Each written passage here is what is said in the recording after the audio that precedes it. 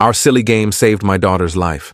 When my daughter Iris was 7, she became obsessed with this idea that we needed a secret way to communicate in emergencies. She'd just learned about World War II codebreakers in school and was convinced that every family needed their own private language. I thought it was adorable, so I played along. We spent an entire weekend creating what she called the Sunshine System because she wanted it to sound happy and innocent. Red balloons meant danger or I'm not safe.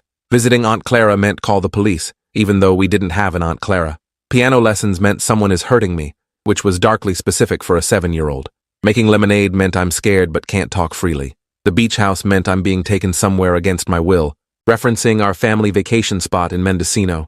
We practiced it like a game for months, slipping coded phrases into normal conversations at dinner or during car rides.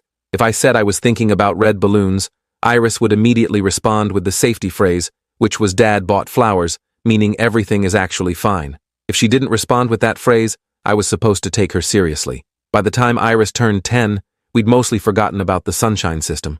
Life got busy with her soccer schedule and my work deadlines and her friend drama.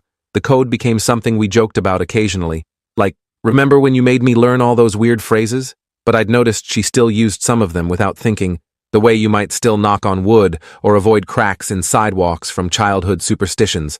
She'd mention red balloons when she was anxious about a test, or say she needed piano lessons when she was overwhelmed. It had become part of her emotional vocabulary, without either of us really noticing. When Iris turned 14, she started dating a boy named Cody from her freshman class.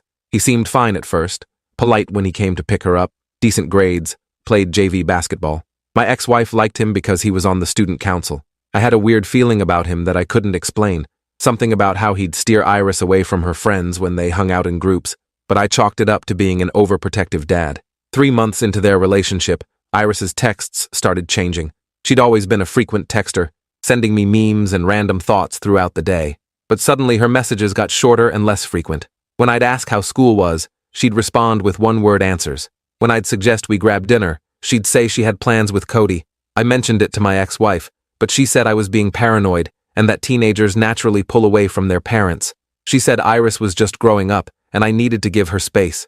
The texts that did come through seemed fine on the surface, but something felt off. They sounded like Iris, but also not quite right. Too formal, too careful, missing the random tangents and emoji spam that usually characterized her messages. Then, on a Wednesday night, I got a text that made me pause. Had a great day today. Cody took me to look at red balloons for the Valentine's dance. We might do piano lessons together since we both need to learn. The dance committee is thinking about having it at the beach house venue, thinking of making lemonade for the bake sale. My hands started